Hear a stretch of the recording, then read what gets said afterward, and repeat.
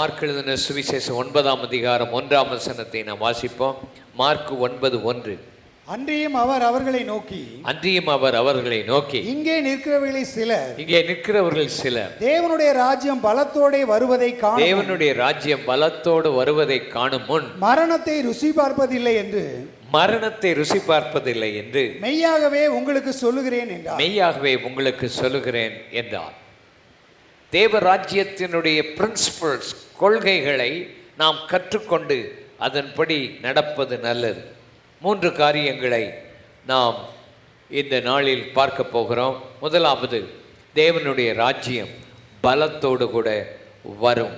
Mark 9:1 அதை நாம் வாசிக்கிறோம். 2வது, உபத்திரவங்களின் வழியாய் தேவனுடைய ராஜ்யத்தை அடைய வேண்டும் என்ற கொள்கையை நாம் படிக்கிறோம். அப்போஸ்தலர் 14:22. 3வது, தேவனுடைய ராஜ்யத்தின் கொள்கையெல்லாம் நீதியும் சமாதானமும் பரிசுத்த ஆவியின் உண்டாகும் சந்தோஷம் என்கிற சத்தியத்தை நாம் படிக்கிறோம். தேவனுடைய ராஜ்யம் என்றால் என்ன? ராஜ்யம் என்று சொல்லும்போது அதற்கு ஒரு ராஜா இருக்க வேண்டும், அதற்கு ஒரு ராஜ்யம் இருக்க வேண்டும். தேவனுடைய ராஜ்யம் என்று சொல்லும்போது தேவன் அதற்கு ராஜாவாக இருக்கிறார், நாம் எல்லாரும் அவருடைய ராஜ்யமாக இருக்கிறோம். ராஜ்யம், ராஜா என்கிற அந்த கொள்கைகளெல்லாம் இப்பொழுது பூமியில் மாறி அதனுடைய அர்த்தம் அரசு, கவர்மெண்ட் என்ற கொள்கைக்கு கீழ் வருகிறது. அப்படியானால் அரசு, கவர்மெண்ட் ஆளுகை செய்து கொண்டிருக்கிறது. நம்ம வாழ்க்கையை ஆளுகை செய்ய வேண்டியது தேவனுடைய அரசு. தேவன் நம்மை ஆளுகை செய்யணும். உலகத்தில் சாத்தானால் ஆளுகை செய்யப்பட்டு வந்தோம். நம்முடைய மனசும் மாமிசமும் என்ன விரும்பினதோ அதைத்தான் நாம் கடந்த காலங்களில் செய்து வந்தோம். ஆனால் ஆண்டவர் தம்முடைய ராஜ்யத்துக்குள் நம்மை கொண்டு வந்தார். முதலாவது தேவனுடைய ராஜ்யத்தோடு தேவனுடைய ராஜ்யம் சமீபமாக இருக்கிறது என்றும் சொன்னதை பார்க்கிறோம். பழைய ஏற்பாட்டு காலத்தில் தேவனுடைய ராஜ்யத்தை பற்றி, கிங்டம் ஆஃப் காட் என்பதை பற்றியே அங்கு எந்தவித காரியங்களும் சொல்லப்படவில்லை. ஆனால் ராஜாக்கள் இருந்தார்கள், ராஜ்யங்கள் இருந்தது. இந்த ராஜாக்கள் எப்படி ஆளுகை செய்தார்கள், எப்படி தவறு செய்தார்கள், ராஜ்யங்கள் எப்படி தோல்விகள் வந்தது, வெற்றி வந்தது, இவைகளை படிக்கிறோம். புதிய ஏற்பாட்டு காலத்துக்கு வரும்போது தேவனுடைய ராஜ்யம் என்கிற வார்த்தை அதிகமாக புதிய ஏற்பாட்டு காலத்தில் சொல்லப்பட்டிருக்கிறது. அந்த ராஜ்யம் சமீபமாகிவிட்டது என்று அவர் சொல்லுகிறார். ஆகினாலே தேவனுடைய ராஜ்யம் நமக்கு சமீபமாய் இருக்கிறபடினால் தேவ ராஜ்யத்தை பற்றி நாம் அதிகமாய் படிக்க வேண்டும். இயேசு கிறிஸ்து உயிர்த்தெழுந்த பின்பு வேறு ஒன்றையும் அவர் பேசவில்லை. அப்போஸ்தலர் நடபடிகள் 1ஆம் அதிகாரம் 3ஆம் வசனத்தை வாசியுங்கள். 40 நாள் அளவும் அவர் எதை குறித்து பேசினார் என்று போடப்பட்டிருக்கிறது. அவர் பாடுபட்ட பின்பு 40 நாள் அளவும் அப்போஸ்தலருக்கு தரிசனமாகி தேவனுடைய ராஜ்யத்துக்குரியவைகளை அவர்களுடனே பேசி அநேக தெளிவான திருஷ்டாந்தங்களினால் அவர்களுக்கு தம்மை உயிரோடு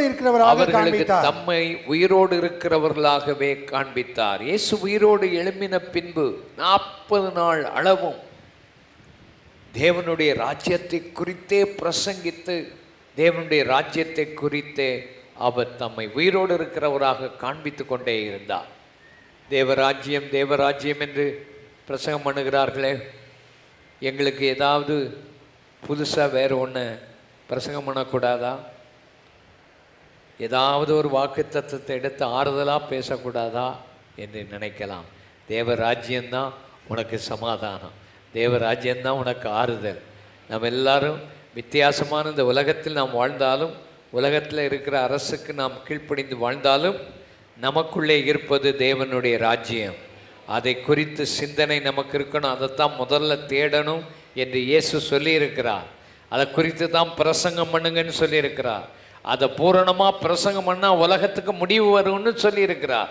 ஆகினால் இதை குறித்து நாம் சபையாக கவனிப்பது சபைக்கு ஆசீர்வாதம் என்று எத்தனை பேர் விசுவாசிக்கிறீங்க? அல்லேலூயா சொல்லுங்க. அல்லேலூயா.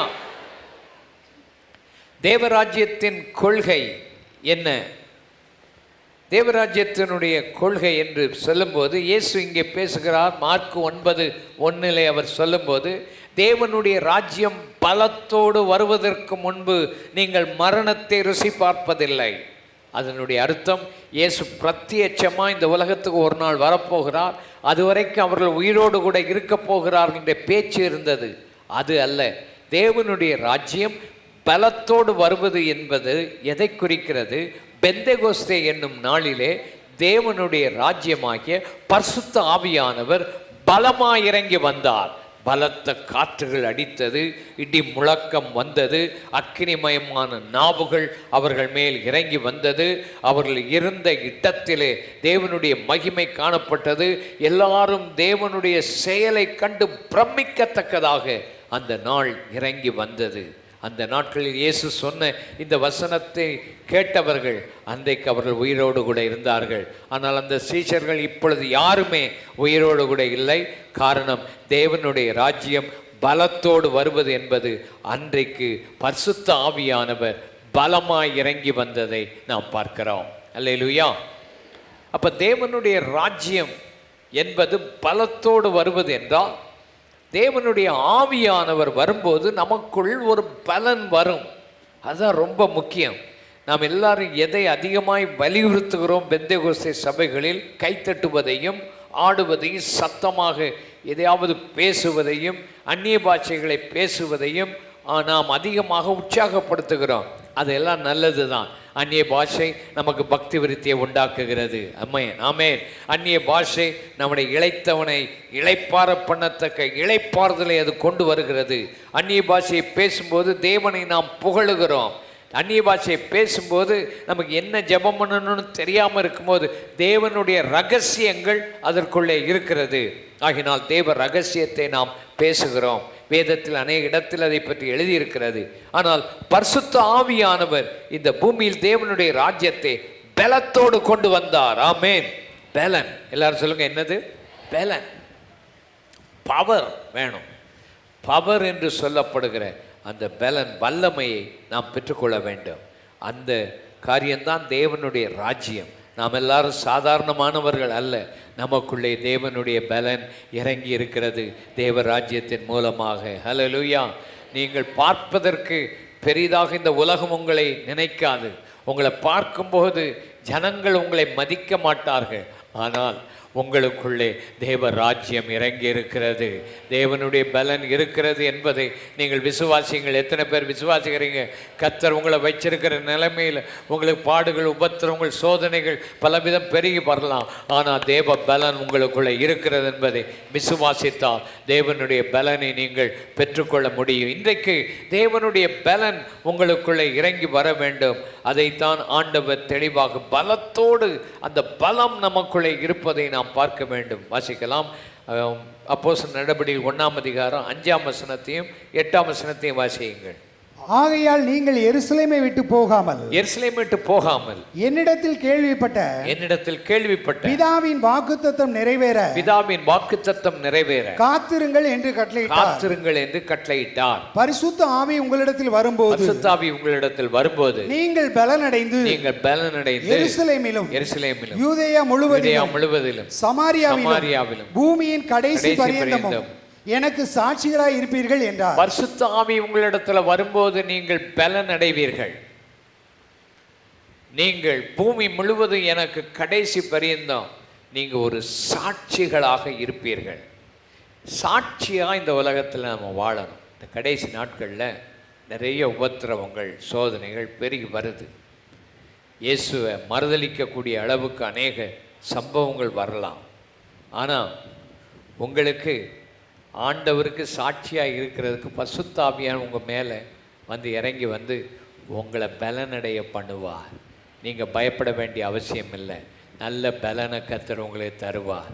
கடந்த மாதம் முழுவதில் நடத்தின அந்த ஆவியின் பலன் இன்றைக்கு நம்மோட கூட இருக்கிறது என்பதை நீங்கள் விசுவாசித்தால் ஆண்டவர் அந்த பலனை உங்களுக்குள்ளே வச்சிருக்கிறார் என்பதை நீங்கள் விசுவாசிக்கணும். பரிசுத்த ஆவியானவர் வரும்போது நீங்கள் பலன் அடைவீர்கள். அல்லேலூயா. எல்லாரும் கைகளை உயர்த்தி, எனக்குள்ள இன்றைக்கு இந்த பரிசுத்த ஆவியானவர் இருந்து எனக்கு பலனடைய வச்சிருக்கிறார் என்று விசுவாசியுங்கள். கர்த்தர் உங்களை பலப்படுத்துகிறார், உங்களை கர்த்தர் பலப்படுத்துகிறார். ஆமென். உனக்குள்ள அந்த ஆவியின் பலனை கர்த்தர் அனுப்பியிருக்கிறார். நீ போகிற பாதைகளில் உன்னாலே போக முடியாது.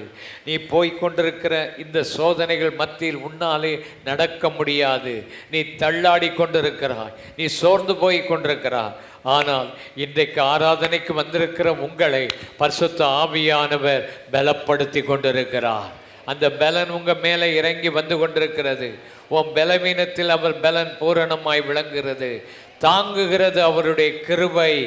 ஆமே. நீ தனிமையை உணரும் போதெல்லாம் தேவனுடைய கிருபை வந்து உன்னை தாங்கி கொண்டிருக்கிறது என்பதை நீ மறந்து போகாதே. ஆண்டவருடைய பலன் உன் மேலே இறங்கி வருகிறது உணர்வாயாக. அல்லேலூயா.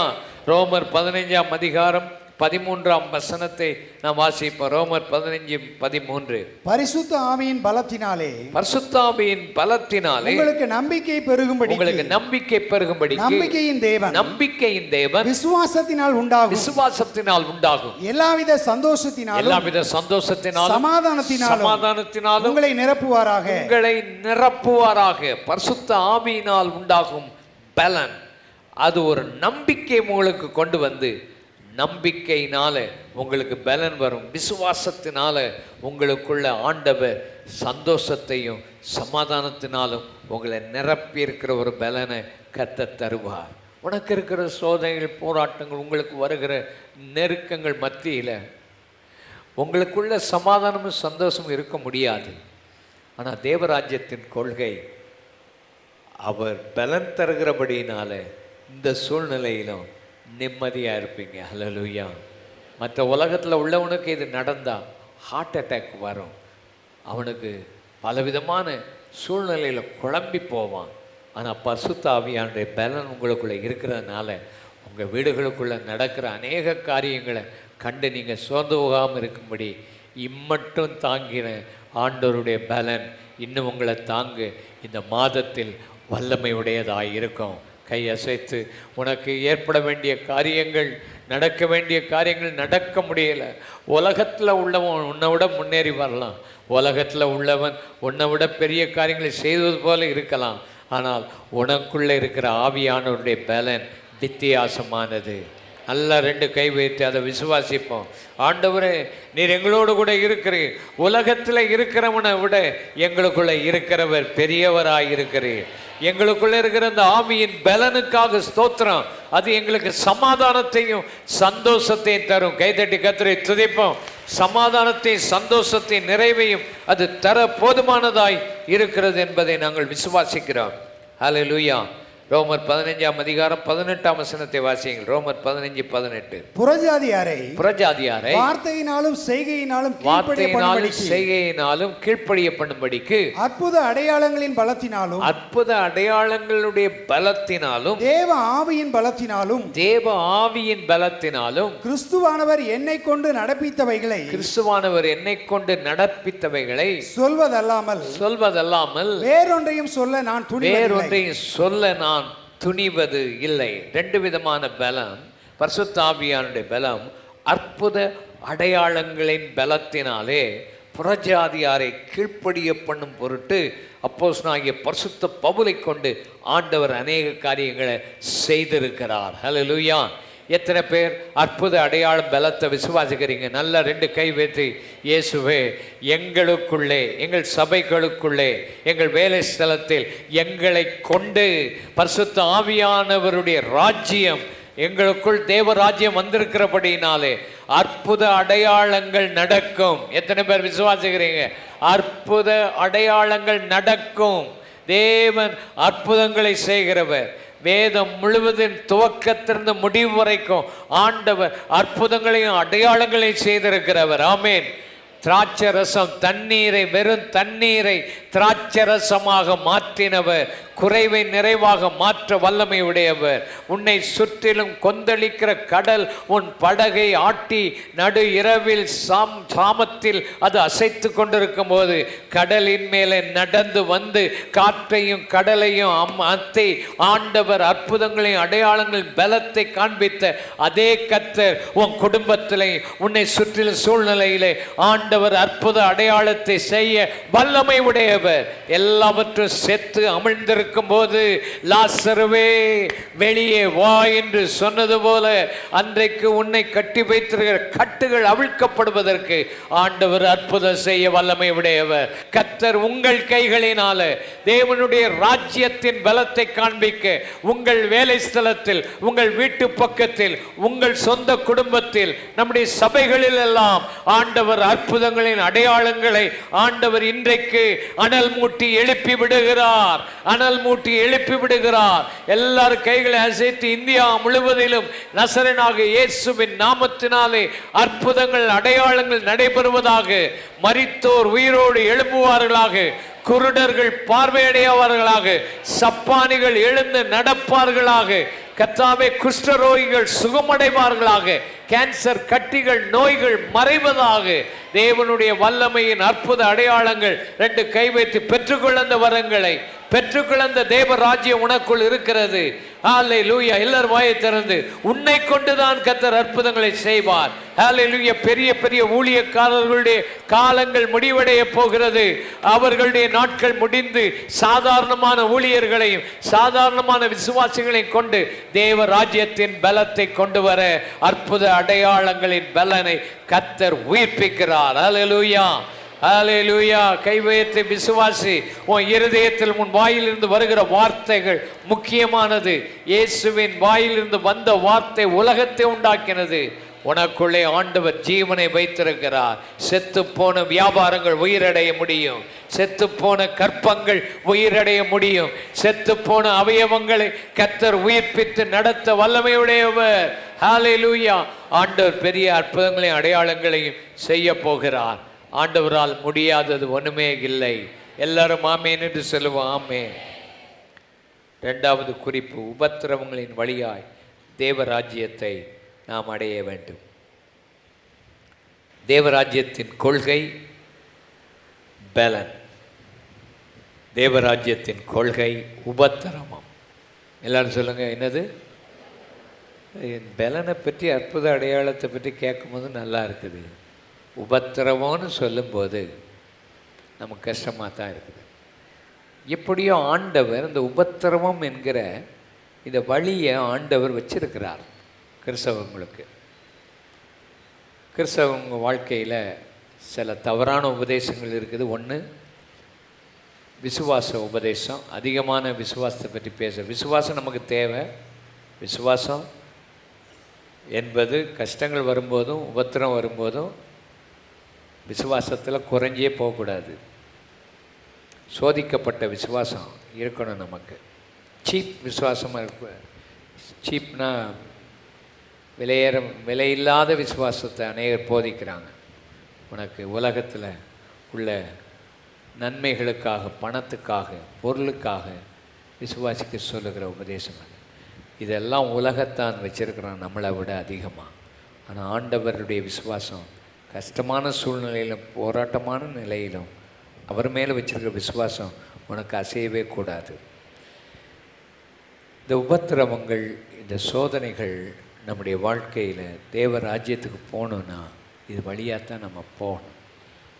அதனால் உபத்திரம் வரும்போது, சோதனை வரும்போது இது ஏன் என் மேலே நடக்க, கர்த்தர் கைவிட்டுட்டாரோன்னு நீ நினச்சிடாத. உனக்குள்ள பொறுமையை உண்டாக்குவார். ரோமர் 5:3 வாசிங்க. அது மாத்திரமல்ல, உபத்திரவம் பொறுமையையும், உபத்திரவம் உனக்கு பொறுமையையும், பொறுமை பரீட்சையையும், பரீட்சை நம்பிக்கையும் உண்டாக்கும் என்று நாங்கள் அறிந்து. உபத்திரவம் பொறுமையை ப்ரொடியூஸ் பண்ணும், பொறுமை பரீட்சையை ப்ரொடியூஸ் பண்ணும், பரீட்சை நம்பிக்கையை உனக்குள்ளே கொண்டு வந்து இதை குறித்து என்ன செய்கிறோம்? அடுத்த வசனம் 4ஆம் வசனம், உபத்திரவங்களிலேயும் மேன்மை பாராட்டுகிறோம். உபத்திரவங்கள் உன் வழியாக வந்தால் அதை மேன்மை பாராட்டணும், அதை மேன்மையாக எண்ணணும். ஆண்டவரே, என்ன ஒரு பாத்திரமாக தெரிஞ்சு கொண்டு தேவராஜ்யத்தின் வழியில் என்னை இந்த மாதிரி உபத்திரம் வழியாக கொண்டு போய் எனக்கு கொஞ்சம் பொறுமையை கற்றுக் கொடுத்துருக்கிறீரே, அதுக்காக ஸ்தோத்திரம். இந்த பொறுமை வந்துட்டுனா உன் வாழ்க்கையில் எல்லாத்தையும் நீ பெற்றுக்கொள்ளலாம், குறைவெல்லாம் மாறி நிறைவை பெறலாம். வாசிக்கலாம். அதில் யாக்கோபு நிருபம் 1ஆம் அதிகாரம் 2ஆம் வசனத்தை வாசிங்க. என் சகோதரரே, என் சகோதரரே, நீங்கள் பலவிதமான சோதனைகளில் அகப்படும் போது, பலவிதமான சோதனைகளில் நீங்க அகப்படும் போது, உங்கள் விசுவாசத்தின் பரீட்சையானது, உங்க விசுவாசத்தின் பரீட்சையானது பொறுமையை உண்டாக்கும் என்று அறிந்து, பொறுமையை உண்டாக்கும் என்று அறிந்து, அதை மிகுந்த சந்தோஷமாக எண்ணுங்கள். அதை மிகுந்த சந்தோஷமாக எண்ணுங்கள். உங்கள் விசுவாசத்தின் பரீட்சை பொறுமையை உண்டாக்கும் என்று அறிந்து அதை மிகுந்த சந்தோஷமாக எண்ணுங்கள். சோதனைகள், போராட்டங்கள் நம்மை அழிப்பதற்கல்ல, பொறுமையை கொண்டு வரும். அந்த பொறுமை வந்துட்டுனா தேவராஜ்யத்தின் கொள்கையில் ஒன்று அது எதன் மூலமாக வரும்னு சொன்னால், உபத்திரவங்கள், போராட்ட நெருக்கம் மூலமாக தான் பொறுமை உனக்கு வரும். இந்த பொறுமை மாத்திரம் வந்துட்டுனா நீ ஆளுகை செய்ய ஆரம்பிச்சிருவார். இந்த பொறுமை லேசில் வராது. நமக்கு சாதாரணமாக எடுத்தால் நமக்குள்ள பொறுமை இல்லை.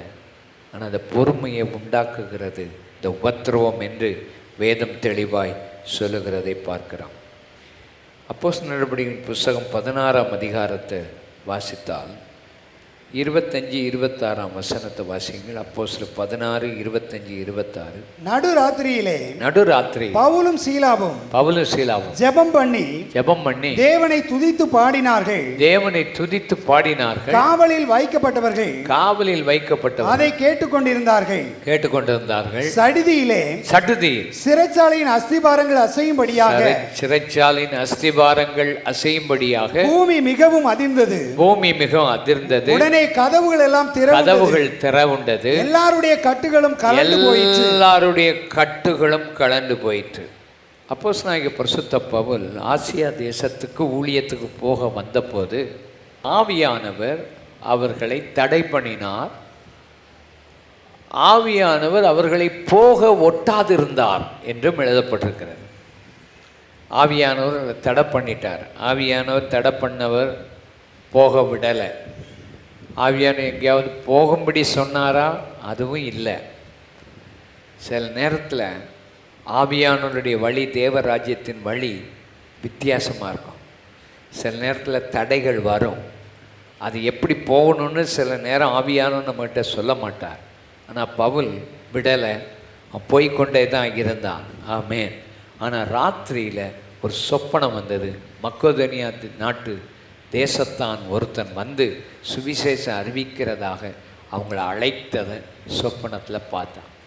அப்படின்னு பார்த்துட்டு மக்கோதனியா நாட்டுக்கு போகிறான். அங்கே பிலிப்பு பட்டணத்துக்கு போகிறான். அங்கே போய் அவன் சொப்பனம் கண்டபடி ஒரு மனுஷன் என்று சொல்லப்பட்டிருக்கிறது. ஒரு மனுஷனை பார்த்தானா? அங்கே இல்லை. ஒரு மனுஷன்தான் வந்து அவனை கூப்பிடுறான். ஆனால் முதல்ல சந்தித்தது ஒரு மனுஷிய. எந்த மனுஷியை சந்தித்தான்? லீதியாள் என்கிற ஒரு மனுஷியை சந்திக்கிறான். ஒரு பெண், ரத்தாம்பரம் விற்கிற ஒரு பெண். அவளுடைய இருதயத்தை ஆண்டவர் அங்கே திறந்தார். ஹல்லேலூயா. கதவு உனக்கு அடைக்கப்பட்டது. இந்த இடத்துக்கு வரும்போது இருதயம் திறக்கப்படுது. ஹல்லேலூயா. ரெண்டாவது, அவன் ஊழியம் செய்து ஜெபம் பண்ண போகிற இடத்துல குறி சொல்லுகிற ஆவியுடைய ஒரு பெண். ரெண்டாவது ஒரு பெண், ஒரு குறி சொல்லுகிற ஆவி வந்து குறி சொல்லி அவன் எஜமான்களுக்கெல்லாம் ரொம்ப வருமானத்தை உண்டாக்கி கொண்டிருந்த ஒரு ஆவி. நல்ல வருமானம் வேணுமா? சில ஆள் சொல்கிறான், பிசாசுக்கிட்ட கேளுங்க, வருமானம் வரும்.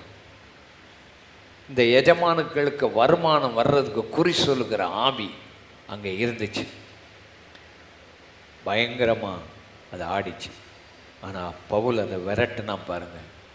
அந்த ஆவி போயிட்டு, குறி சொல்லுகிற ஆவியும் போயிட்டு, எஜமான்களுக்கு வர்ற ஆதாயமும் போயிட்டு. அல்லேலூயா. அதனால் அவன் வருத்தப்பட்டு இவங்க 2 பேரையும் பிடிச்சி, பவுலையும் சீலாவையும் பிடிச்சி அடித்தார்கள். உபத்திரம் வந்துட்டு. தரிசனம் நல்ல தரிசனம் தான். மக்கோதனியா நாட்டுக்கு போகணும். ஆண்டவர் அவனை நடத்தினார். ஆனால் இப்போ நடத்தினபடி ஒரு மனுஷனையும் இவங்க பார்க்கல, 2 பெண்களைத்தான் பார்த்தாங்க. அப்பவும் அடி தான் விழுந்துச்சு இவனுக்கு. கடைசியில் 2 பேரும் சிறைச்சாலைக்கு போயிட்டாங்க. இந்த காலத்தில் உள்ள சிறைச்சாலை மாதிரி ஃபஸ்ட் கிளாஸ் செகண்ட் கிளாஸு அந்த மாதிரிலாம் இருக்காது. படுக்க ஏதாவது ஒரு போட்டு சாப்பாடு நேரத்தை வராது. அந்த காலத்தில் இருந்த அந்த சிறைச்சாலை பயங்கரமான இருட்டான ஒரு இடம். ஆனால் பவுலுக்கு தூக்கம் வரல. பவுலுக்கு அடி, சரியான அடி. ஆனால் அவனுக்குள்ள ஒரு ஆசை.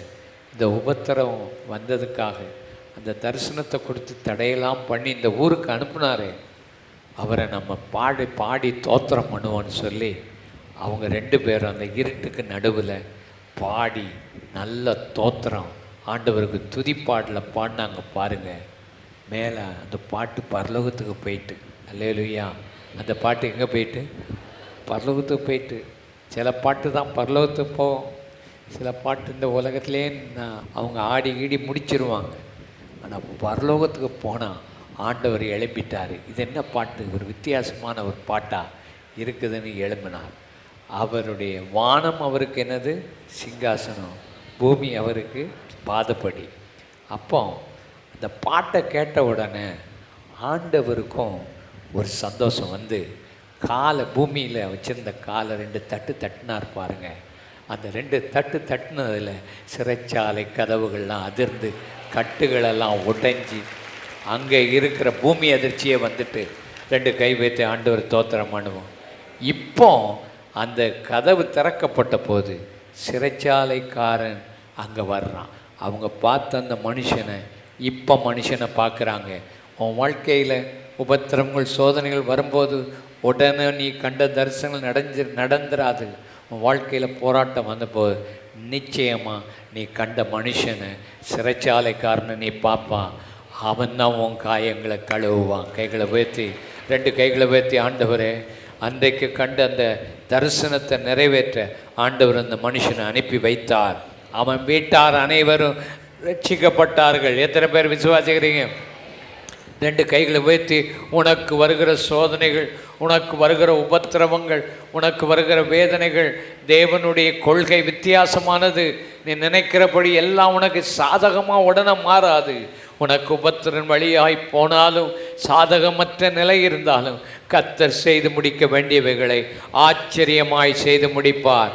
எல்லாரும் 2 கைகளை உயர்த்தி, இயேசுவே, அந்த ஆச்சரியமான காரியங்களை நாங்கள் பார்க்க இன்றைக்கு உதவி செய்யும். உபத்திரங்கள் வழியாக நாங்கள் தேவ ராஜ்யத்தின் கொள்கைகளை புரிந்து கொள்ள உதவி செய்யும்.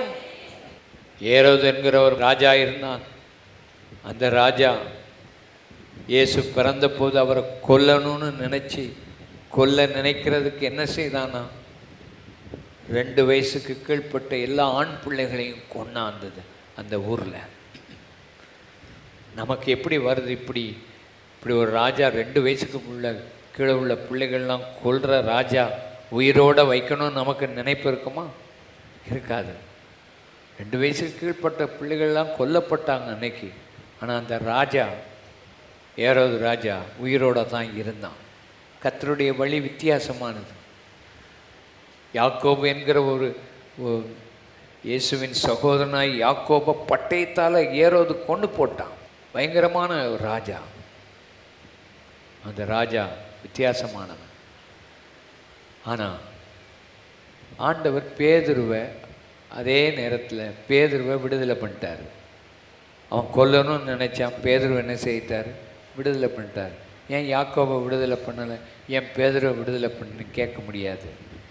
ஆண்டவர் அந்த நாளில் யாக்கோபை தம் ராஜ்யத்தை எடுத்துக்கொள்ளணும்னு அவர் சித்தம் கொண்டிருந்தார், எடுத்துக்கிட்டார். பேதுருவை வைக்கணும்னு சித்தம் கொண்டார், தூதனை அனுப்பினார். அவர் வழிகள், தேவராஜ்யத்தின் கொள்கையெல்லாம் வித்தியாசமானது. ஆனால் அந்த ஏரோது ஆண்டவர் சும்மா விட்டுட்டாரா? அவன் எழும்பி பிரசங்கம் பண்ண மக்கள் எல்லாம் தேவனுடைய சத்தம் கேட்குதுன்னு அவன் தேவனுக்கு மகிமை கொடுக்காதனால அடித்தார். ஒரு அடி புழுத்து செத்தான் அப்படின்னு பைபிளில் இருக்குது. தேவனுடைய வழிகள் வித்தியாசமானது. உன் வழிகள் வித்தியாசமானது. தேவனுடைய கொள்கைகளை கற்றுக்கொண்டால் ஆச்சரியமானது.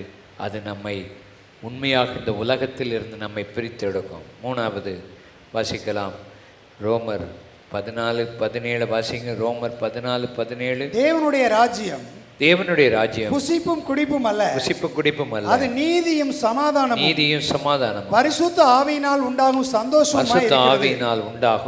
சந்தோஷமாகும். 3 காரியத்தை இன்றைக்கு பார்க்கிறோம். தேவனுடைய ராஜ்யம் பலத்தோடு கூட வரும். தேவனுடைய ராஜ்யம் உபத்திரவங்களின் வழியாக போய் அதை அடைவோம். 3வது, தேவனுடைய ராஜ்யம். இந்த உலகத்தின் கொள்கை என்ன? உலக ராஜ்யத்தில் முக்கியமானது என்ன? புசிப்பு, குடிப்பு. தேவ ராஜ்யத்தினுடைய முக்கியமான கொள்கை என்ன?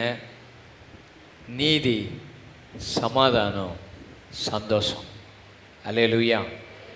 உனக்குள்ள தேவ ராஜ்யம் இருந்தால் உனக்குள்ள நீதி இருக்கும். எல்லாம் நீதியாக செய்வான். உலகத்தில் உள்ள மக்களை போல் அநியாயம் செய்ய மாட்டான். அநீதி இருக்காது. நீதியைத்தான் செய்யணும் அப்படிங்கிற விருப்பம் உனக்குள்ளே இருக்கும். அந்த நீதி தான் உன் வீட்டையும் உன்னையும் ஆளுகை செய்யும். அல்லேலூயா. விசுவாசத்தினால் உண்டாகும் நீதி. இந்த உலகத்தில் ஆண்டவர் நம்முடைய பாவங்களெல்லாம் மன்னித்து நம்மளை சுத்தமாக்கி இருக்கிறார். நம்ம கிரியைகளினால் அல்ல, அவர் தான் நம்மளை சுத்தமாக்கி நீதியாக வச்சிருக்கிறார். இந்த உலகத்தில் அநியாயங்கள் இருந்தாலும் உன் வாழ்க்கை நீதியாகத்தான் இருக்கும்.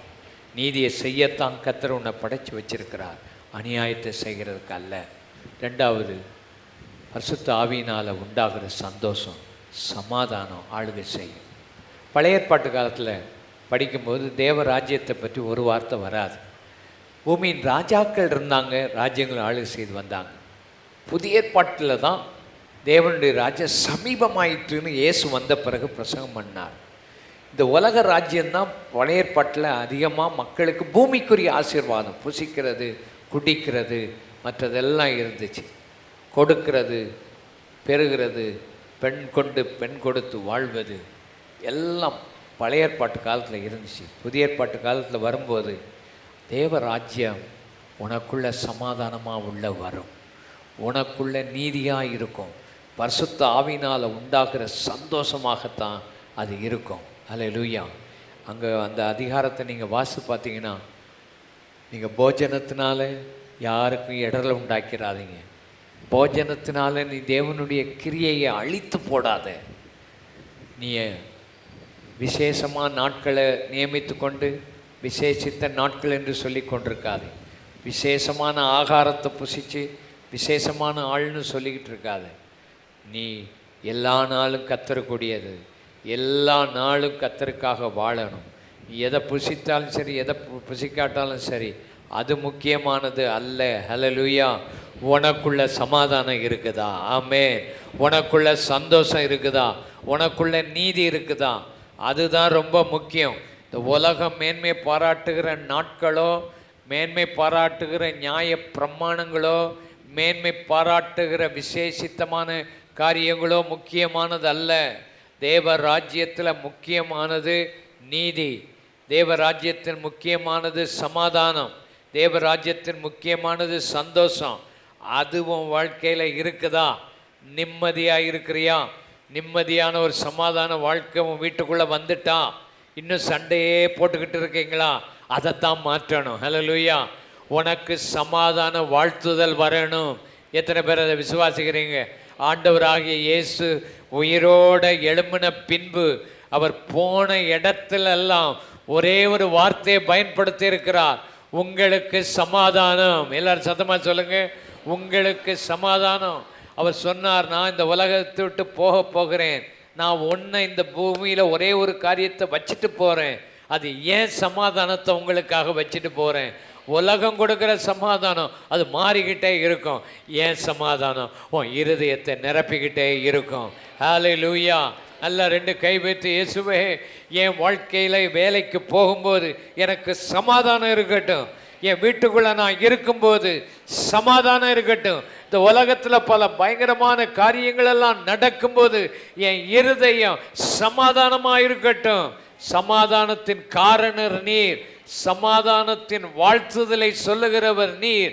சமாதானம் என்று சொல்லி மக்களுக்கு சமாதானத்தை கொடுக்க பகையாய் நின்ற நடுச்சுவரை தகர்த்தவர் நீர். எங்கள் வீடுகளில் இருக்கிற நடுச்சுவரை தகர்த்து போடும். சபையில் இருக்கிற நடுச்சுவரை தகர்த்து போடும். சமாதானம் உண்டாகட்டும் ஆண்டவரே. கைகளை அசைத்து எங்கள் வீடுகளுக்குள்ள எனக்குள்ள எந்த சூழ்நிலை இருந்தாலும் நீர் கொடுக்கிற அந்த சமாதானம், சந்தோஷம், அந்த நீதி எங்களுக்குள்ள வந்துடட்டும் ஆண்டவரே. இந்த கொள்கைகளை நாங்கள் பின்பற்ற உதவி செய்யும். எல்லாரும் கைகளை உயர்த்தி, இயேசுவே எனக்குள்ள பலத்தை கொண்டு வாரும். எனக்குள்ள உபத்திரவத்தின் வழிகளிலேயும் என் ஆச்சரியமாய் நடத்தி பொறுமையை கொண்டு வந்து விடுதலை ஆக்கும். எனக்குள்ள நீதியும் சமாதானமும் சந்தோஷமும் எந்த சூழ்நிலைகள் பின்னாலே இருந்தாலும் எனக்குள்ள நீர் கொடுக்கிற சமாதானம் எனக்குள்ள இருக்கட்டும். பணம் இருந்தாலும் பணம் இல்லாட்டாலும், நான் நினைச்சது நடந்தாலும் நடக்காட்டாலும், எனக்குள்ள நீர் கொடுத்த சமாதானத்தை ஒருத்தனுக்கு எடுக்க முடியாது, ஒருத்தனுக்கு கெடுக்க முடியாது. நீர் கொடுத்த சந்தோஷம் என்னில் நிறைவாகி வரட்டும். எல்லாரும் கைகளை வைத்து, எனக்குள்ள நீர் தந்த சந்தோஷம், சமாதானம், உம்மை பின்பற்றின போது எனக்குள் வந்த அந்த நிறைவை எதுவும் கெடுக்க முடியாது. எந்த தீய சக்தியும் அதை கெடுக்க முடியாது. கர்த்தர் உனக்குள் தேவ ராஜ்யத்தை வைத்திருக்கிறார். அல்லேலூயா. ஆத்துமாவே கர்த்தரை ஸ்தோத்திரி, என் முழு உள்ளமே பரிசுத்த நாமத்தை ஸ்தோத்திரி. என் ஆத்துமாவே கர்த்தரை ஸ்தோத்திரி, அவர் செய்த சகல பால் மறவாதே. ஆமென். கர்த்தராகிய இயேசு கிறிஸ்துவின் கிருபை, பிதாவாகிய தேவனுடைய அன்பு, பரிசுத்த ஆவியானுடைய அந்யோன்ய ஐக்கியம், சமாதான சுகம் இப்பொழுதும் எப்பொழுதும் நம் அனைவரோடும் கூட என்றைக்கு இருப்பதாக. ஆமென். தேவ ராஜ்யத்தின் பலனை பெற்றுக்கொள்ளுங்கள். உபத்திரவத்தின் வழியாக போகும்போது தேவ கிருபையை பெற்றுக்கொள்ளுங்கள். தேவ சமாதானமும் சந்தோஷமும் உங்களை நிரப்புவதாக. புதுவாழ்வு ஏஜி சபையின் ஆராதனை நேரங்கள். தமிழ் ஆராதனை ஞாயிற்றுக்கிழமை முதல் ஆராதனை காலை 5 மணிக்கும், 2ஆம் ஆராதனை காலை 7 மணிக்கும், 3ஆம் ஆராதனை காலை 8:45க்கும், 4ஆம் ஆராதனை காலை 10:30 மணிக்கும், 5ஆம் ஆராதனை மதியம் 12 மணிக்கும், மாலை ஆராதனை 6 மணிக்கும் நடைபெறும். ஆங்கில ஆராதனை முதல் ஆராதனை காலை 6:30க்கும், 2ஆம் ஆராதனை காலை 8:15க்கும், 3ஆம் ஆராதனை காலை 10 மணிக்கும், 4ஆம் ஆராதனை காலை 11:45 மணிக்கும், மாலை ஆராதனை 4:30 மணிக்கும் நடைபெறும். சிறுவருக்கான ஆராதனை அனைத்து ஆராதனை நேரங்களிலும் நடைபெறும். இந்தி ஆராதனை ஞாயிற்றுக்கிழமை காலை 11:30 மணிக்கும், தெலுங்கு ஆராதனை ஞாயிற்றுக்கிழமை காலை 9 மணிக்கும் நடைபெறும். பெண்கள் ஆராதனை வெள்ளிக்கிழமை காலை 10:30 மணிக்கு நடைபெறும். வாலிபர்கள் சிறப்பு ஆராதனை சனிக்கிழமை மாலை 6:30 மணிக்கு நடைபெறும். எங்கள் முகவரி எண் 6, அண்ணா சாலை, சின்னமலை, சென்னை 6,15,000. 24 மணி நேர தொலைபேசி எண் 914422353535. நமது அனைத்து ஆராதனைகளையும் நேரடி ஒளிபரப்பாக www.nlag.in என்ற இணையதளத்திலும் காணலாம். மேலும் SMS செய்ய 9845440000 என்ற எண்ணுக்கும், ஜெபம் மற்றும் ஆலோசனைக்கு hope center@nlag.in என்ற மெயில் ஐடிக்கு தொடர்பு கொள்ளுங்கள்.